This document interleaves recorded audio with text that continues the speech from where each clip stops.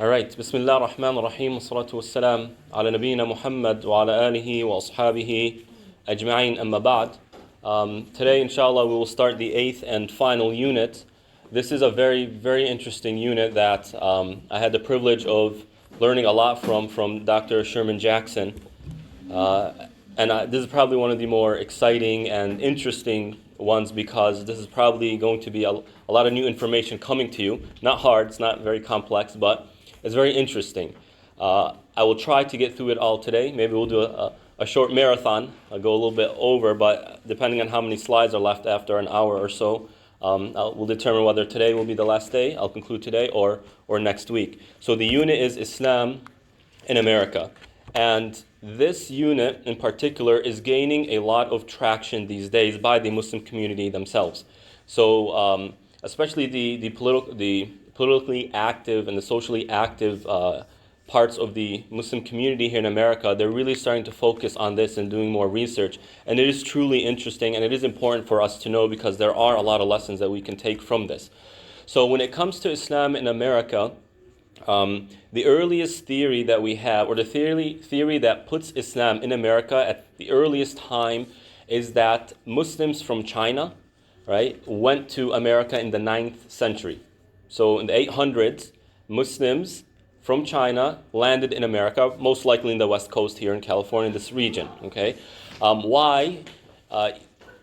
Two possibilities: either exploration, and at that time Muslims were expanding, they were exploring. Right? They were looking around, they were moving, especially in business and trade. So the Muslims used to do trade in Indonesia. And we know that by a few centuries after the death of the Prophet ﷺ, Indonesia became a Muslim country. Right? The second possibility is that they were fleeing persecution of the Chinese against those Muslims. Right? Something that we see similar today, so that's not far-fetched. Recently, the Muslims I just mentioned this, that Muslims are focusing more and more on our presence in America from an earlier time than the wave of immigrants, which most people here were part of. Islam was actually in America and functioning prior to that. What we do know is that Muslims, a good percent of the slaves that were brought from Western Africa, what's called the Atlantic slave trade, a good percent, I've heard 20 to 25% or 10 to 25% of these slaves brought from West Africa were Muslims. Right? And we have popular names like Umar ibn Sa'id, who was from Senegal and died in North Carolina. He was died in 1846, and I have this quote. This is from the Library of Congress. Right? So this is really strong documentation. So in it, you can see here, until a big army, so this is in his biography. Umar ibn Sa'id is saying, until a big army came that killed many people, captured him, and sold him to a man who took him to the big ship, in the big sea. After sailing for a month, he arrived in Charleston, South Carolina, where he was bought by a man called Johnson, who apparently was cruel to him, so he escaped, was captured, and landed in jail in North Carolina, where he spent 16 days. That is where he began writing in Arabic on the walls of his jail, and where he was discovered and eventually taken into the household of Jim Owen and his brother John Owen, the governor of North Carolina, with whom he remained until his death in his late 80s, and it said he converted to Christianity. Right? Now, what you'll hear from Muslim commentators is that his conversion is questionable. I mean, he's literally living around Christians. What is he going to do, right? Or another possibility is that, with time, the tradition was lost, which I will mention in a moment. Another popular name is Yaro Mahmoud, who was born in Guinea and died in Washington, D.C. Enslaved at the age of 16, and this is in the Washington Post. Enslaved at the age of 16 and brought to Annapolis from Guinea in 1752, Mahmoud, a Muslim, could read and write in Arabic and wrote his name in English. He was a brick maker who earned top dollar for his work and a jack of all trades, who made money making charcoal, loading ships, and weaving baskets. He earned enough not only to acquire the Dent Place property, but also to become a financier who lends money to merchants. He owned stocks in the Columbia Bank of Georgetown. So, and you have other figures, I'm just bringing two to be brief. What you find is that a lot of these Muslims, and I think Mahmoud, it says from slave to Harvard. That's one of the kind of the descriptions he has, from a slave to Harvard. So these Muslims, not only were they present, they were known. And I didn't mention this in the slides, but there is documentations. You have the name tags that they put on soldiers. So a soldier would have those metal name tags that they put around their neck, just in case they're killed in a very violent way, such as an explosion, and they cannot be identified. These tags tend to serve that purpose. Okay, we know this person was here and is now dead. So you have Muslim people with Muslim names who died in the Civil War or participated in the Civil War, not the Civil War of America and the American Revolution against the Brits, right? So our presence here in America is back to day one. Back to day one, even maybe before the West or Europe landed in America itself. So what you have is the following. These slaves who were brought to America, although as persons, as individuals, may have found success, and some were freed because of their qualities and their capabilities, you cannot sustain a religion if there aren't the institutions to support them or to support it, right? So the Arabic was lost. If the Arabic's lost, then the Quran is lost, and if the Quran is lost, Islam is lost, right? That's just the reality. So Islam wasn't able to maintain, or the Muslims weren't able to maintain Islam in America. So what you find is that from the 1800s until the early 1900s, there's kind of a disappearance of Islam, or at least research hasn't found the presence of Islam during this about a 70-year span. Okay. So now we're moving to the early 1900s, and this is where things get really interesting. And this part of our history in America is very much ignored or overlooked by Muslims today, right? So what you find is that Islam comes back or is revived in America through the black community. And the spread of Islam through the black community is a phenomenon definitely worth studying. So when I talk about this, it's not just for the sake of history. There are actually major lessons that we should be taking from this, and I'll point them out. The story of Islam in America, in the black community, begins with certain individuals who I'll mention in a moment, but there is a context and there's a situation that allows it to enter the scene. And that is the oppression the black community was dealing with. Right? We all know what happened with blacks and slavery, even after the Emancipation Proclamation, and it was a lot of racism was widespread, right? You had the Jim Crow laws, the random lynching of black people, right? This segregation, the whole 9 yards, right? And of course, whenever a community is in such a situation, you always have different ways of dealing with it. One or a group of the black community, right? They started to drift further and further away from Christianity. Why? Because they claimed that Christianity was the white man's religion. Why did they make that claim? Well, it's not that difficult to figure out. When you look at Jesus, what do you see? A white man, right? Blonde hair, blue eyes, white-skinned. Even when they, وَالْعِيَاذُ بِاللَّهِ حَاشَا لِلَّهِ, when they portray Allah subhanahu wa ta'ala, they portray him as a Caucasian, right? And there's politicism in this. It's not random, right? And they're not the only community who does that. So, for example, some communities portray Hassan and Hussein as being Persian. Allahu Akbar, right? Where does that come from? Well, they're trying to politicize these symbols, right, to give superiority to a certain race. So you find a part of the black community starts drifting further and further away from Christianity. And what you have is the following. You have a void, and from that void comes Islam. And you have, so the religion to provide a home for their... So what they find in Islam is a religion that can provide a home for their community. Why? Because number one, it's not white history. So Christianity, if you look at the history of Christianity, where does it go back to? It goes back to Europe, right? Even though its source wasn't Europe, its source was the Middle East, Palestine. That's where Isa ﷺ was, right? He spoke either Hebrew or Aramaic.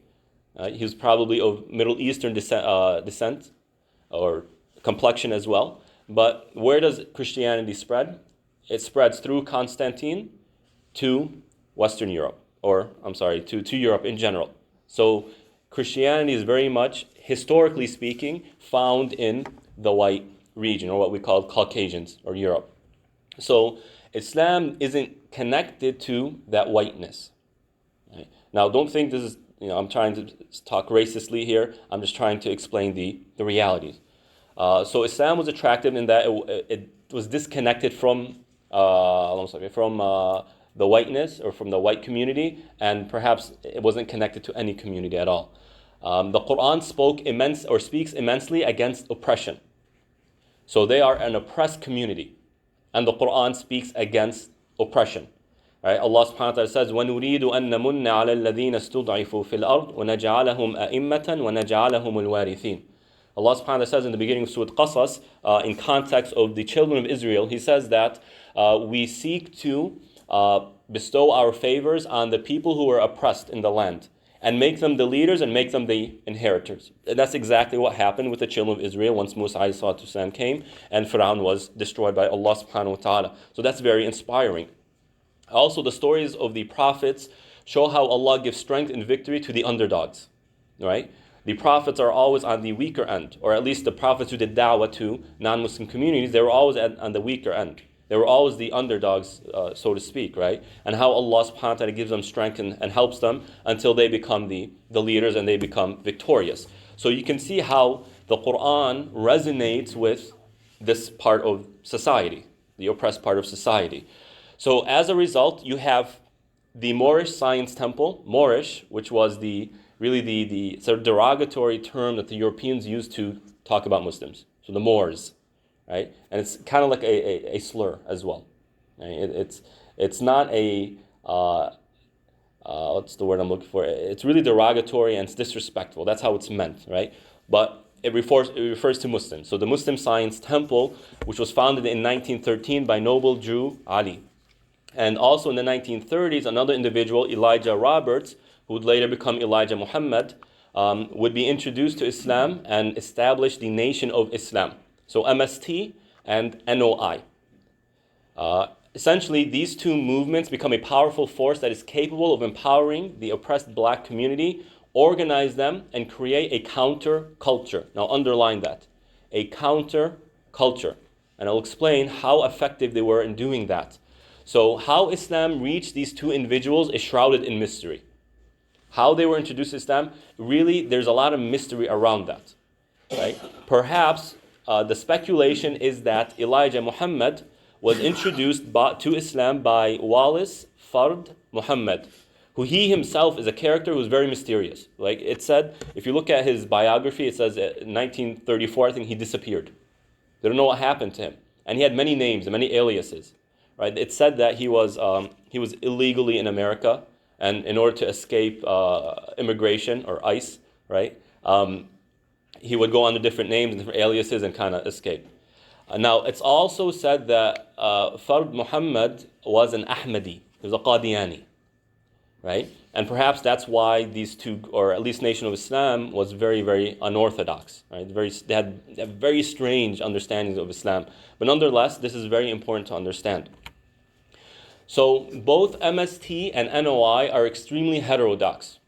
So when they talk about Salah isn't the 5 daily prayers. Salah is like an engagement with your fellow neighbor. I don't remember the details. Zakah is meant, sacrifice. We are people who sacrifice. It has nothing to do with zakat of money, right? Fasting is about fasting from desires or something like that, right? And again, that's probably going back to the Qadiani understanding, or at least the Batini understanding of Islam. Why their history is important is because of the major impact they had on the black community. So this is why it's important to know these two groups. We want to understand how they were able to create this counterculture and influence an entire generation of a community, right? They were able to create a culture so powerful, right? One can see the effects of it until today. Until this day, today, their efforts have influenced not only the black community, it's actually spread. So for example, black American names, LaQuisha, Aisha, Rashida. You see kind of a trend here, right? Where's this coming from? It's kind of like the culture that they're introducing. Now, a lot of these are Arabic names, or right, Aisha, Latifa, right? What's the other one? Rashida. I mean, these are Arabic names, but there's a type of kind of ring to it that became a culture. Queen Latifah, right? For example, Aisha. I mean, there's many black women whose names Aisha, but they're not Muslims, right? So they create this culture, the style of clothing. You know how Queen Latifah sometimes she has that bandana and that thing? That's kind of like a hijab. They're making this counterculture that spreads and is very effective, right? Also, one of the most effective means they used to spread their ideology and the culture was hip-hop. Right? So Nelly. So I remember growing up, Nelly was a big rapper. He's not so popular today. Right? Nelly is from, like, I think the Fivers, which is a spawn, a branch off of the Nation of Islam. And other rappers, they use the name Allah subhanahu wa ta'ala. Deen, Sirat al-Mustaqim. You hear these words in their songs. Right? And now this is spreading and influencing the community.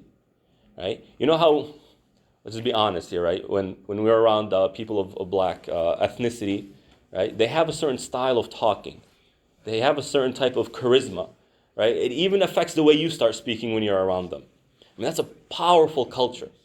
And the idea behind it here, what are they trying to do? They are trying to disconnect their community from white culture. Why? Because if they are following white culture, to them it meant that the white community was supreme over them and in control of them. Right?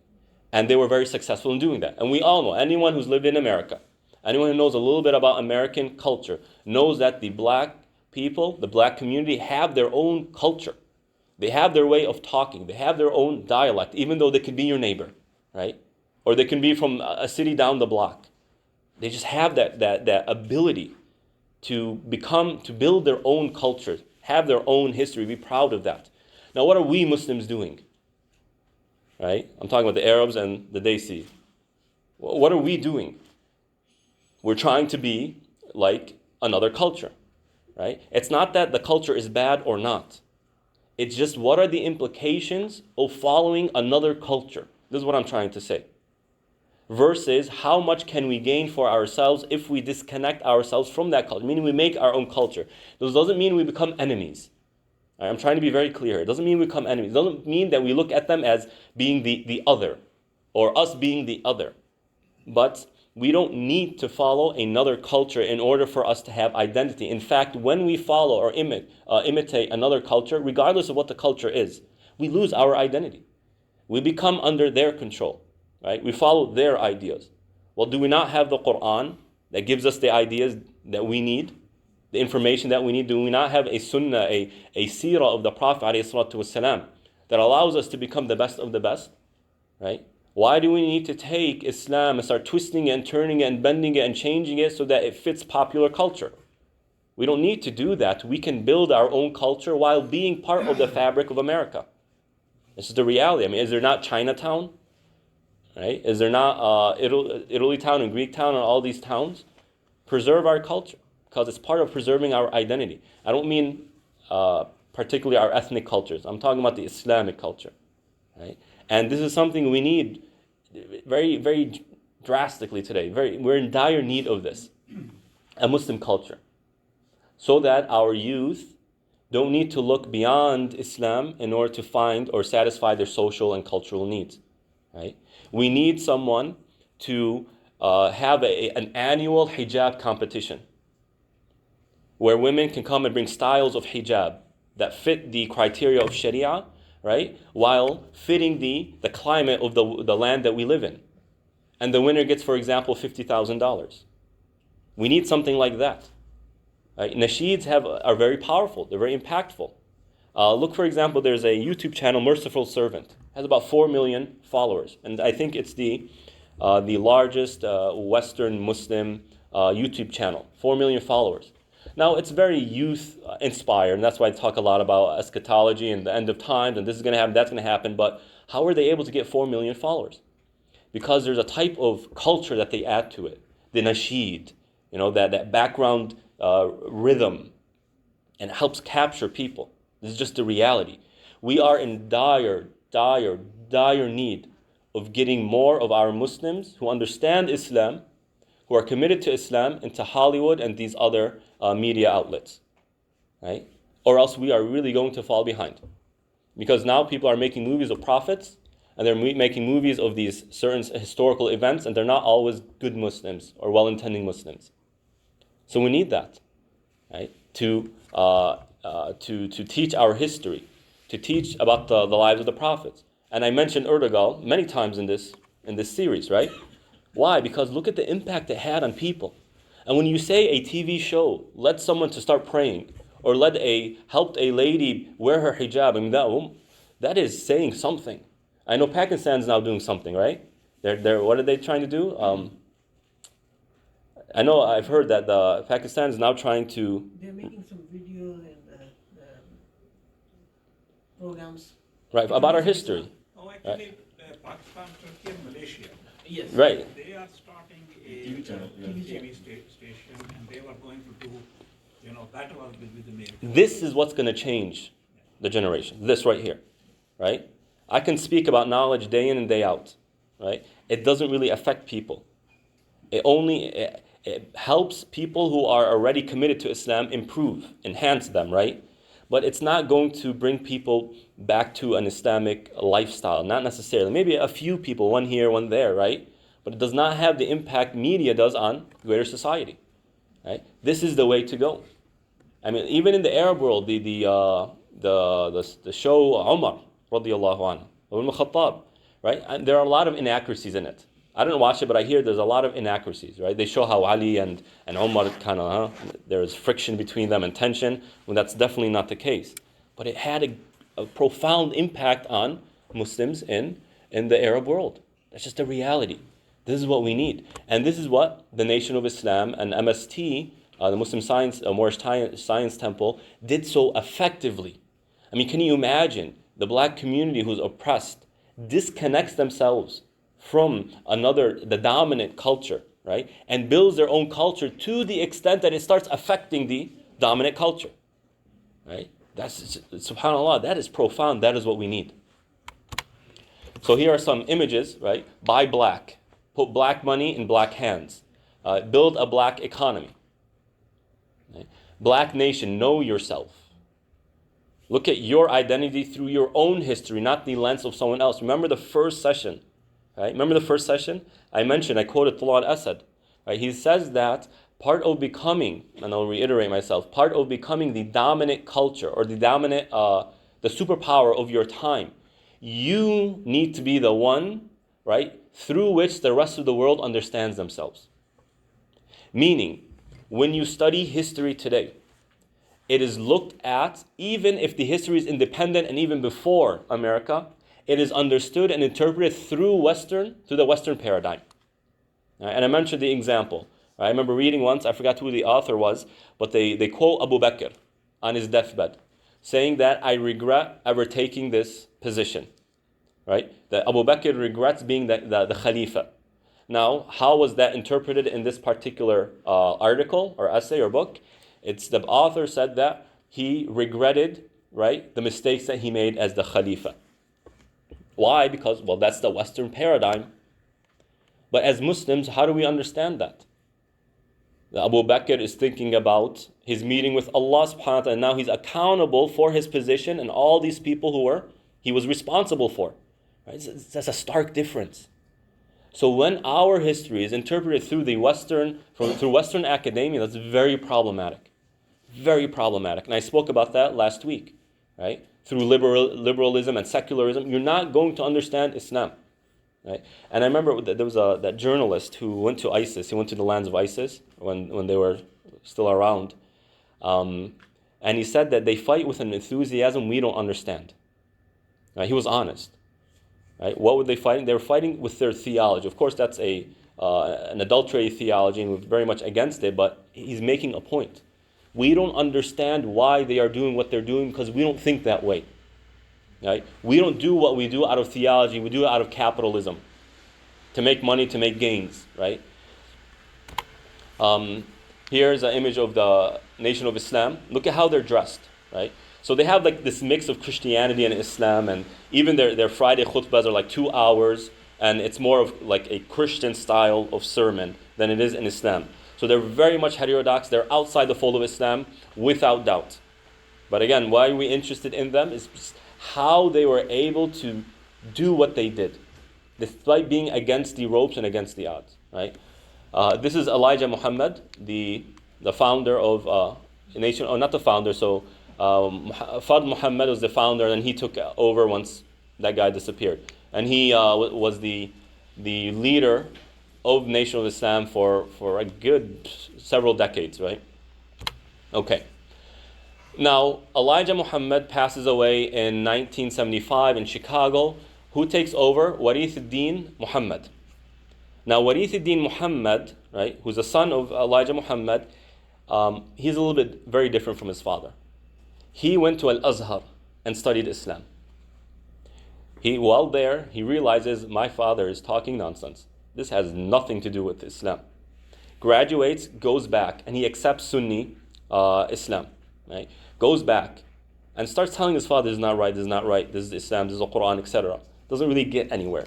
But once he becomes the leader of Nation of Islam, he goes on a very, very courageous. I'm talking about, these aren't simple people you're dealing with. Right? These aren't simple people. But he is very courageous to immediately start shifting the Nation of Islam back to Sunni Islam with great success.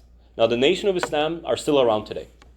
They're still around, right? You find them, and they're very racist, I'll be honest, right? But Warith ad-Din did a lot of work in taking many of the Nation of Islam back to Sunni Orthodox Islam. So Warith ad-Din Muhammad passes away in 2008. I remember the article when he passed away. I was still at NIU. A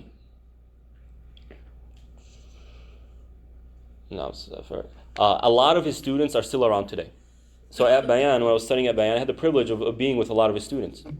Right? And mashallah, they do a lot of good work, a lot of da'wah. So he is someone we are very much indebted to for his great work. So rahmatullah alayhi, may Allah subhanahu wa ta'ala forgive him and enter him in his mercy, and may Allah subhanahu wa ta'ala give him the highest levels of paradise for the efforts that you're talking about. He was very courageous to do something like that. Right? Another individual is very well known, Malcolm X. Right? He was also a product of Nation of Islam, then became a Sunni Muslim after going to Hajj. There's a very, very beautiful clip of his speech. He gave a speech after going to Hajj, right, which helped him find a Sunni Islam. And Ilm Feed did a very small video, a short video of it that I want to play right now. Okay, it's quite powerful. Rahimahullah ta'ala. It's very powerful. But one thing that caught my eye now, the second time I listened to this, and I want you to remember this. What did he say the solution was? The solution to racism, what was it? But something more specific than Islam. The oneness of Allah subhanahu wa ta'ala. Keep that in mind. One thing I forgot to mention in the previous slide is that there was an Orthodox Islamic movement in the black community during this time. I forgot the name of it. I met some of the brothers who were part of that. I wish I remembered it. So I think it has, the name, part of the name is Dawah, something Dawah or Dawah something. But there was an Orthodox Islamic movement in the black community during the 40s, 50s, and 60s. Again, how Islam was introduced to them, where that came from is still, it's a very interesting mystery. Okay, now we move to the 60s, 70s, and 80s, right? Now previously, what we're talking about, Muslim or Islam was the part in the black community. That's where you found it. They were the authorities, so to speak, of Islam. Now the 60s, 70s, and 80s, who come along? You guys. You guys come along, and it really changes the direction, the trajectory of Islam in America. And essentially, the scholars of the Muslim scholars of the black American community, really, when they talk about this, they severely criticize the Arabs and the Desi communities for doing this. Essentially, being from the Muslim world, right, they felt that they were more entitled and more authoritative in Islam than these black Americans, and essentially they just shut them out, right? You guys have nothing to do with us, right? And we're going to do what we want. And they are pretty much put on the sidelines for decades until 9/11 happens, right? So you have all these people, all these immigrants coming from all across the Muslim world, from as far west and as far east of the Muslim world as we know. And to better appreciate or understand this generation, the immigrant generation of Muslim America, we need to first understand the climate of the Muslim world itself. Okay, so the Muslim world till this day is 85 to 95 to 90% Sunni, 10 to 15% Shi'i, and we spoke about that before. And the main Sunni groups are the Salafis, the Sufis, the Muslim Brotherhood, and Jama'at al-Tabligh. Right? These are really the four mainstream Sunni groups that you find today. Okay, so we'll go through each and every one of them. Again, the reason why I find this important is because you have all these people coming now, and this is their background. So to better understand where we're at today, we need to understand where all this is coming from. And whatever happens in the Muslim world tends to trickle down to American Muslims and affect us, right? If there's a disaster in the Muslim world, what do you see happening? All the fundraisers going on, Islamic Relief, and all those people doing good work and humanitarian work. But what you can see is that we are still very much connected to that world, and what happens there impacts us, right? And that's perfectly fine, because throughout our history, we find that there is that interconnectivity between the Muslims all across the world. And it's important to remain that way. So the Salafi movement, and I'm not going in any particular order, right? So Salafism goes back to Ibn Taymiyyah and Ibn Qayyim, although they are technically not the ones who established it, right? So there was no Salafi movement during their time. But the Salafi movement is very much, if not primarily, influenced by these two figures, right? And both were scholars, and both were very great figures who provided so much for the Muslim world, and definitely we can gain a lot from them. Salafism did not gain much traction until Muhammad ibn Abdul Wahhab and the Wahhabi movement, which we spoke about 2 or 3 weeks ago, which was established in Saudi Arabia, and other hadith-based movements in the 18th century, such as Dahlawi. And you still have those hadith movements going on in India and Pakistan today, right, as far as I'm aware. They spread throughout, or this movement spread throughout the Middle East and have a very strong presence in countries like Jordan and Egypt. Very strong presence there. And of course, Saudi Arabia being the strongest presence. The Salafis follow the Athari, the Hanbali theology or creed. Their methodology greatly emphasizes a scripture-centric approach. Right? So for the Salafis, although they revere madhabs, they revere the four schools of thought, they don't confine themselves to one school over another. Right? They might call themselves a Hanbali, but they have absolutely no problem going to the Hanafis or the Malikis or the Shafi'i, or even beyond that to the Zahiris for a fiqh opinion. Why? Because to them, the goal is Quran and Sunnah. This is the authority.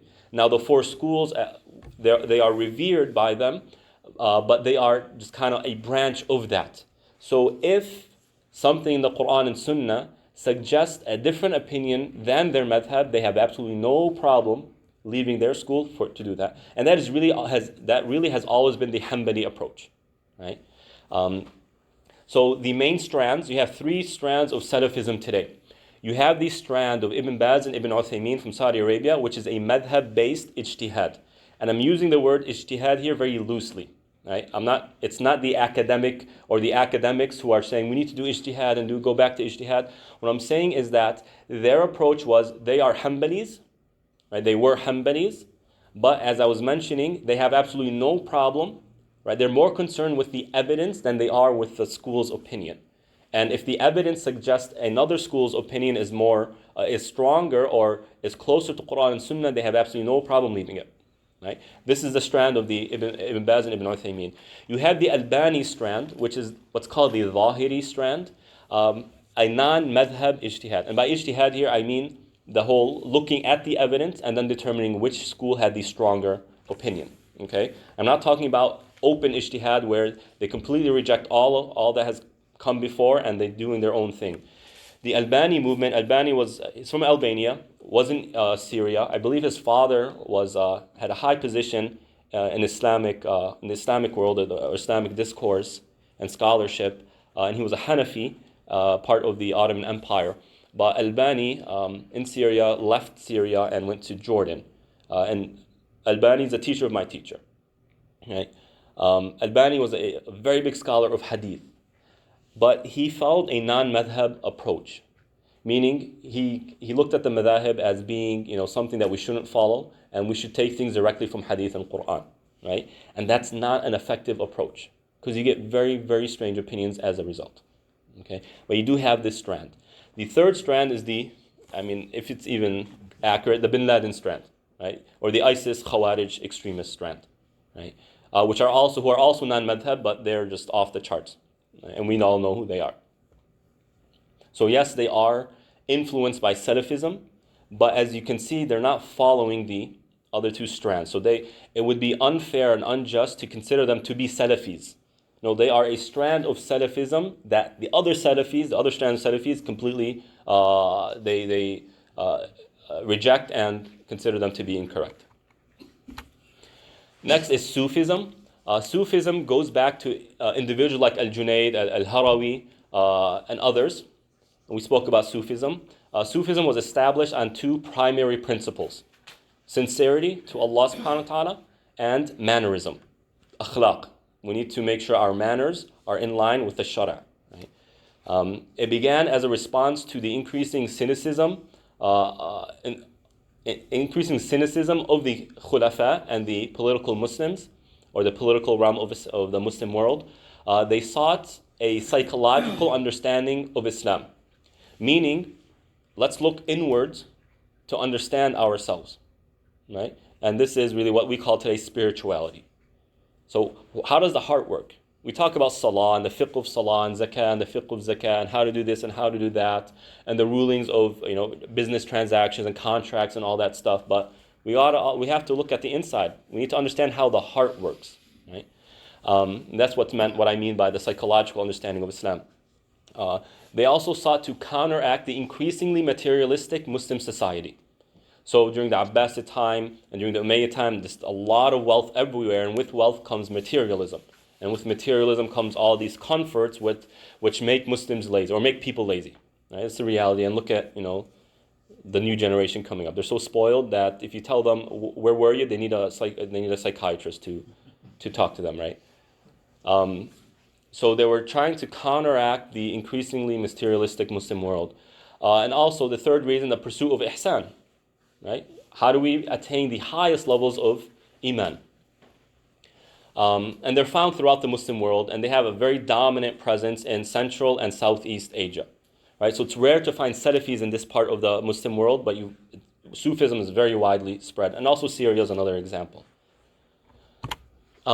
Sufism, you have extreme Sufi sects, which developed as a result of a weak knowledge of Islamic scriptures, or the belief that Allah can be worshipped beyond Islamic texts, or in other words, that we can worship Allah beyond the Sharia. And we can make up our own Sharia and legitimately worship Allah subhanahu wa ta'ala, which is false. Another reason why extreme Sufi sects come about is the attempt to import and incorporate other religious practices into Islam by converts. Right? So you have someone converting from Buddhism or Hinduism to Islam, and they're bringing all their beliefs with them. And they're trying to give an Islamic, tone to it, or just accept it as being also valid in Islam as well. And you also have a means of achieving personal desire, right? And this happens a lot in Sufi circles, especially the private Sufi circles. Someone becomes a sheikh, right? And he starts having students, and the students do him favors, and he has the murid, and he's the sheikh, and all this, and it becomes a big mess, right? Be careful of that. The Sufis tend to follow the Ash'arism creed, or the Kalam, which is more rational and philosophical. Their methodology, heavily madhab-centered and exclusive. So Sufis will follow a madhab and that's it. And they consider it to be an obligation to follow a madhab, and you cannot leave that madhab. Especially the Hanafis. The Hanafis are the most in this regard. The Sufi Hanafis, oh my God, that's Islam. Islam is following Abu Hanifa, right? And you cannot go anywhere beyond that. The focus is more on scholarly opinion than textual evidence. So when you read the books of fiqh and Hanafis, this scholar said this and that scholar said that, and who's stronger, this opinion is stronger, right? And there's nothing wrong with that per se, but personally, and as I said, others will say, that we need to focus more on the textual evidence, because we are told to worship Allah through the Quran and Sunnah, right? And not through necessarily scholarly opinion. So we use scholarly opinion to try and better understand the textual evidences. Today, Sufism is heavily based on tariqas, these different paths, right? Schools of tasawwuf. And there's 1,001, and they hate each other, right? And if you're married to someone beyond your or outside of your tariqah, you're going to get divorced by the sheikh. And I've seen this happen before, right? It's very problematic. Now you have the Muslim Brotherhood. The Muslim Brotherhood was established in the mid-1900s, 1940, I think, about Hassan al-Banna and then Sayyid Qutb, who died in the 1960s. Sayyid Qutb was heavily influenced by Abu al-A'la al-Mawdudi, which is a very well-known figure from, what's his origin? Pakistan or India? Originally from India. India, right? So India. Before partition. Right. The movement began as a response to colonialism and political injustices. Right? So their time was a shift from colonialism to the kings that we see today and these tyrants and these oppressors. Right? This is the time where they are working and trying to understand and help Islam. It spread throughout the Middle East, with the strongest presence being in Egypt and Jordan, right? Especially Egypt. Governments have persecuted the Muslim Brotherhood out of suspicion and fear of their political ambitions, right? So they were massacred in Hama in Syria in 1982 by Hafez al-Assad, and Egypt, right? And they had in the 60s that happened to them, and now again it's happening to them after Morsi and other things. Their creed is primarily Athari, Hanbali creed, and occasionally they are Ash'aris. Their methodology is more Salafi leaning, so people like Qaradawi and the main figures are really more Salafi leaning. Now I'm not saying they're Salafis, but their methodology, their approach to Islam is more in line with the Salafis than it is with the Sufis, but occasionally you do have some Sufi following Muslim Brotherhood individuals. You have strands, you have Qaradawi, who is an activist, right? He focuses on activism. He focuses on being able to engage our modern world. And then you have people like Zawahiri, who's now the leader of Al-Qaeda, who was part of the Muslim Brotherhood movement, which focuses more on violence, right? And it's said that he was part of the attack that assassinated Sadat in Egypt, right? And then they were caught, or they fled towards Afghanistan, or when Zawahiri heard about, what's his name? Abdullah Azzam and Bin Laden, he went to Afghanistan to wage jihad. Okay, and you have Jamaat Tabligh. I didn't have time to put their history. I'm not too familiar with their history. I am familiar with them, but I'll try to sum it up now. So Jamaat Tabligh are people who, their application of Islam is da'wah based. Right? Their goal and their focus is to go to various masajid, meet with individuals, go to their home, right? Invite them back to the masjid and invite others, non-Muslims or not practicing Muslims, back to practicing and to Islam, right? And they are very effective in doing it. And they have, helped thousands, if not millions, of Muslims and non-Muslims. So they're very effective in that regard. The movement initiated, I think, in the Southern Asian world. Does anyone know exactly where? India, right? And really, they are the what's it called, the legit Jamaat Tabligh. The Arabs are kind of imitating, right? They're not as effective as our brothers and sisters of the Jama'ah in India, Pakistan, Bangladesh, and whatnot. They're truly inspirational, right? I haven't done any khuruj or anything like that, but they are truly working the work of the Prophets, alayhim salatu wassalam, in what they do. So the question is, who's right? Right? Who's right? Who do we follow? And the answer to that, it'd be too simplistic and quite frankly naive to consider one of them to be the right group. To be quite honest, right? Rather, the best way to approach this is to understand the strengths of each and the weaknesses of each. And anyone who believes that one is all strengths without any weaknesses, is someone who's claiming that they're perfect. I mean, that's just a silly claim. Right? So the strengths of each. The Salafis, their strength and their strong point is the focus on Quran and Hadith while retaining the respect and authority of madhabs and scholarship. Right? As I mentioned, they are centered around the Quran and Hadith. We are people who worship through the Quran and Hadith. So if a scholar says something that's clearly against or does not fall in line with the evidences found in Quran and Sunnah, then we respect you, we love you, but we love the Quran and Sunnah more.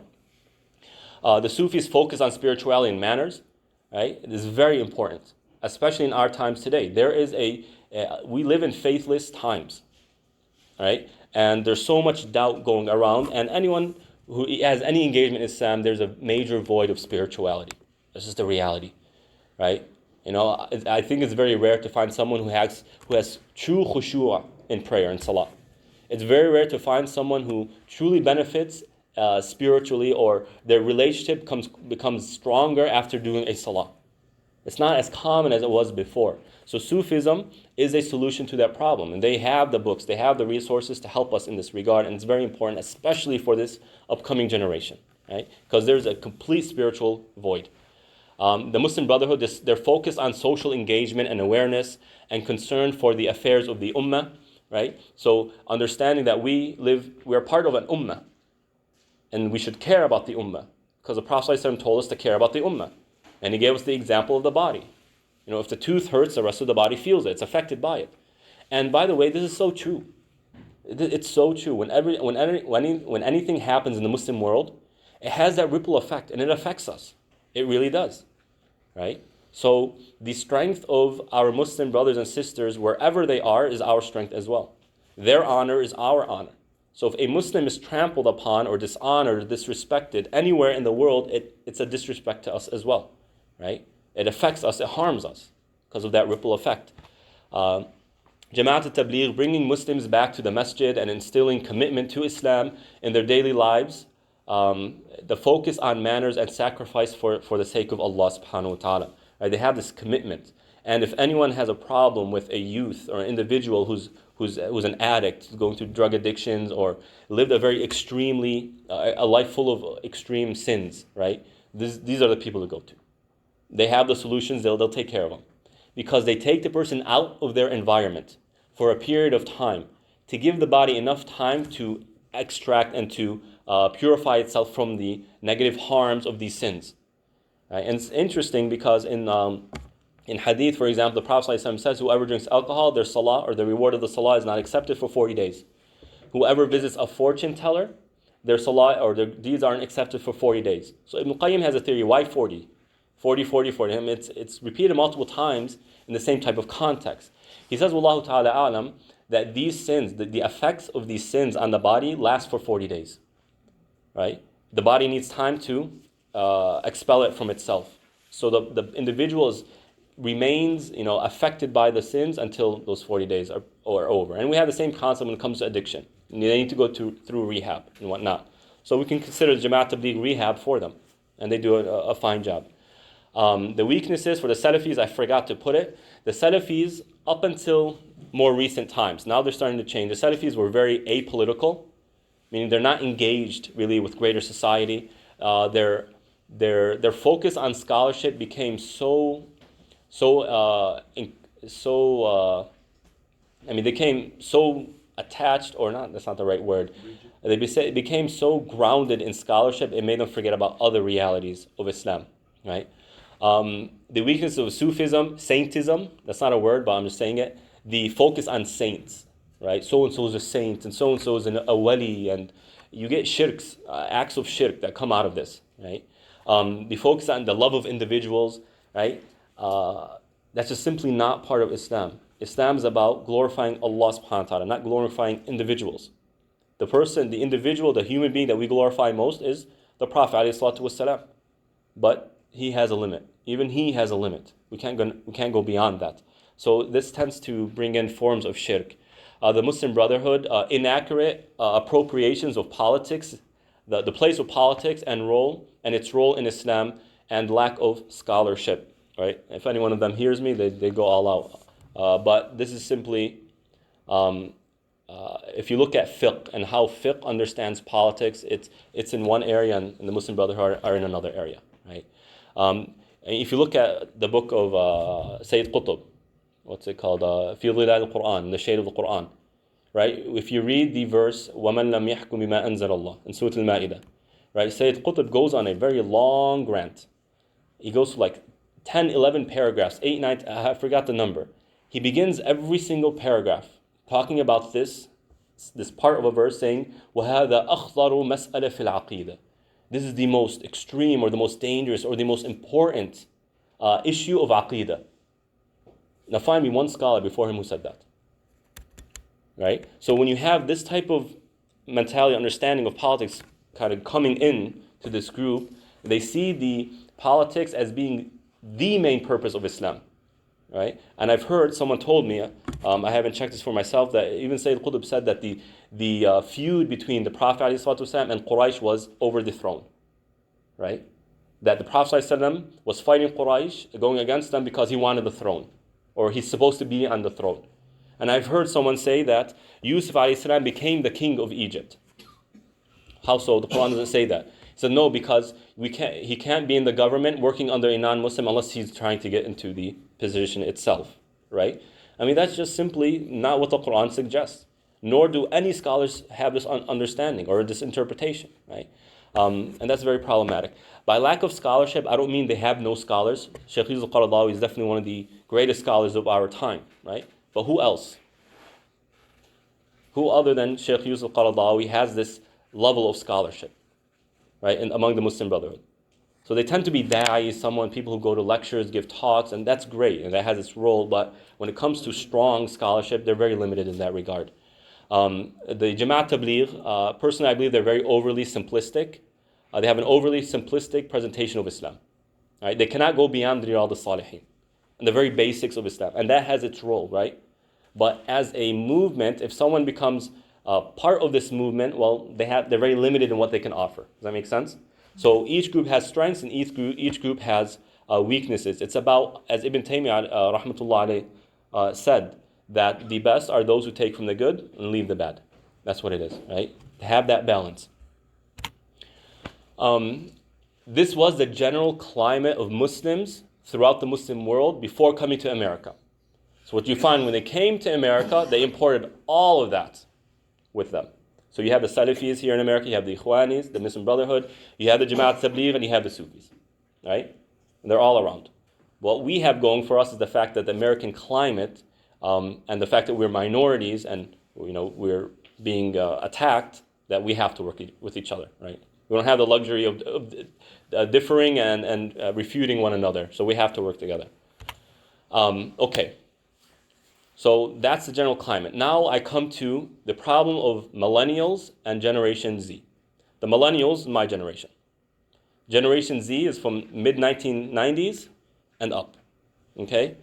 So since post 9/11, Muslim American activism has taken a sharp turn from conservative traditionalism to liberal culturalism. A lot of blame can be put on Muslim organization bandwagon religious leaders. Right? Now I'm being a little bit direct here, and I'm being pretty harsh, because this is really the problem of my generation that I'm probably going to have to deal with. Right? You have this shift, and anyone who's part of the greater Muslim discourse here in America will notice this. They'll recognize it. Right? Muslims are becoming way more liberal than they were in the past. It's like this rubber band effect. Right? They were overly conservative, and then something happens, and then it's let go, and they go all the way to the other side. Right?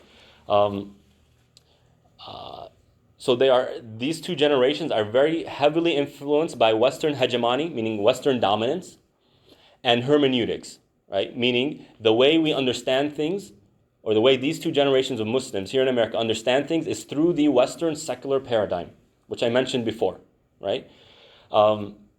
So you have examples like unmosqued. About 6 years ago in 2014, there was this movement called Unmosqued, right? It's a movement where people who have drifted away from the masjid, right, made kind of their own space, right, criticizing masajid and the boards and the management and whatnot. Why? Because one time they entered the masjid and the uncle said something to that person, and oh my God, that's literally what it is. One time the young lady entered the masjid, and the auntie said, "You're not wearing your hijab right," and oh my God, I'm unmasked. I'm not going to the masjid anymore, right? So they made this unmasked movement. which in reality, if you want the true meaning of this, undeened. A lot of these people they were never part of the mosque to begin with. And then they're starting these movements, right? And it also shows a lack of understanding of what the role of the masjid is. The role of the masjid isn't to make you feel better, right? It's not for someone to roll the red carpet and say, come on in, we love you so much. A person comes to the masjid to worship Allah subhanahu wa ta'ala. For a Muslim, it should make no difference whether they come to the masjid and no one says hi to them, or if they come to the masjid and 1,000 people say hi to them. Why? Because it's for the sake of Allah subhanahu wa ta'ala. I mean, someone who says, I am no longer attached to the mosque is like they're saying, I'm no longer attached to Allah subhanahu wa ta'ala. I mean, this is what the masjid, how it's portrayed and illustrated in the Quran. Look how Allah talks about the masjid in the Quran. It is His home. It is a place where His name is mentioned. If you can hate every uncle and every auntie in the masjid, but you're not here for the uncles and the aunties. You're here to worship Allah subhanahu wa ta'ala. And I remember I mentioned once in the khutbah, right? People complain about the board, the OSAF and the board and whatnot. I said, do you guys worship the board or do you worship Allah subhanahu wa ta'ala? Right? This whole, the masjid is not welcoming. The masjid and the administration of the masjid should put as much effort in making the masjid their home. Because the masjid is the home of the believer, right? But if it's not that case, what do we say? Khalas, I don't want to be part of the masjid. If the masjid organizes an event, right, a humanitarian event or an event that brings us closer to Allah, right? Are we not worshiping Allah? This is the reality. This mentality shows a major lack of understanding of the role of the masjid. But we can talk about that more later. Attack against male theology, right? You might not hear of these things, but me in academia and on these websites that have these articles and whatnot, there's this thing called male theology.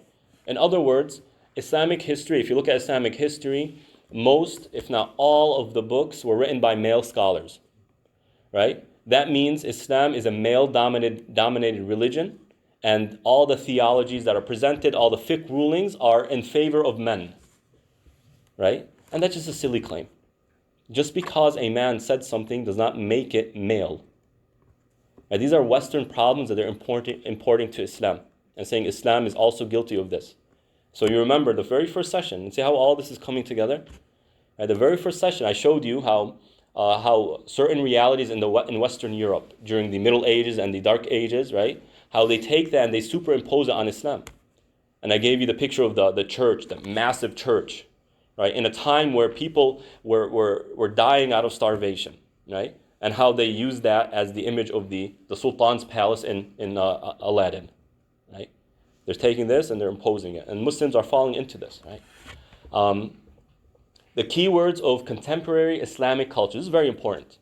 The keywords of contemporary American culture include freedom, happiness, rights, individuality, and choice. Pay attention to commercials, just commercials. So you know how YouTube, they have these commercials and they come up all of a sudden. One time you have this commercial and it starts with, you have the choice. You have the choice to travel freely. You have the choice to do this. You have the choice to be who you are. And then at the end, it says, you have the choice to choose body parts for your car that are authentic. Allahu Akbar. How do you go to freedom of choice to body parts of the car? Right? They just utilize the culture to sell. There's, fine, right? But you can see how important these things are and how it's utilized. Right? Look at what is the slogan of Coca-Cola? Open happiness. Right? What is the slogan of McDonald's? I'm loving it. Right? There's this popcorn company in Chicago. It's only in Chicago, called Garrett. If you ever go to Chicago, buy the popcorn. It's really good. If you look at their slogan, it's making happiness. Right? So even popcorn is now related to happiness, and Pepsi and all these worldly materialistic things are related to happiness. Okay? There's nothing wrong with that. Where is the problem? How do you define these words? How do you define happiness, or how does American culture define happiness? Where I'm at now, happiness is excitement. I've said this before. The definition of happiness is excitement. Well, the definition of happiness in Islam is not excitement, it's contentment. Right? The freedom. What's the definition of freedom? Even the definition of freedom, the word freedom, throughout American history has changed and evolved. right? Before, during the time of slavery, freedom, being free meant you are not owned, you're not a slave. And then later on it became, and it transformed and it changed, right? What is the definition of freedom in Islam? The definition of freedom in Islam, even though the word hurriya, freedom, is not, you don't find it in classical Muslim books, right? But if we were to define it based on my understanding of Islam, freedom in Islam is worshiping Allah subhanahu wa ta'ala. It is enslaving yourself to Allah. That is freedom, right? What's the point I'm trying to make here, right? The point I'm trying to make is that when you take Western or American definitions of these words and try to understand Islam and how Islam uses these concepts from their definition, you have a very big problem. You have a very big problem. The concept of human rights, right? In America, right is when men and women are equal. Equality, right? In Islam, is that the definition of rights? It's not, right? And that's a different debate, what's right and what's wrong. That's a whole different subject.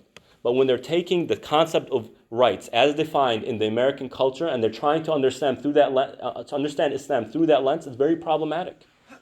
Very problematic. And it leads to atheism, by the way, right? You know, if it's equality between man and woman, that means one man for one woman, right? A husband has one wife and a wife has one husband. And then you have the Prophet ﷺ marrying 9 wives. Well, how do you deal with that, right? It leads to atheism. Okay, I've gone over the hour mark, I think, right? Yeah, 1 hour and 8. Should I continue? I don't know how many slides are left. Oh yeah, it's a few more slides. I don't. You want me to save it for next week? Yeah? Well, you guys want? Oh, mashallah. I'll take that as you guys want to go to next week. Okay, so let me finish this slide then, and I'll probably start off with this slide again, just to reiterate, because this is a point I want you to take and understand. The West's focus on individual identity has spawned a generation that seeks to impose their particular worldview on greater society. So that fragileness comes from, identity. Who am I? And each person is defining their own self, right? And their identity tends to be built. This is human nature. We build our identity by our past experiences, right? So someone who was unlucky and had very poor male figures in their lives. Their father left them, and they had an abusive husband, or the guys or the brothers, whatever. They had very poor male figures around them. They are most likely going to become a feminist. That's human nature. That's reality, right? The problem is that they will go beyond that by perceiving that their understanding of the world is the correct one, and now they are trying to enforce it on everyone else, right?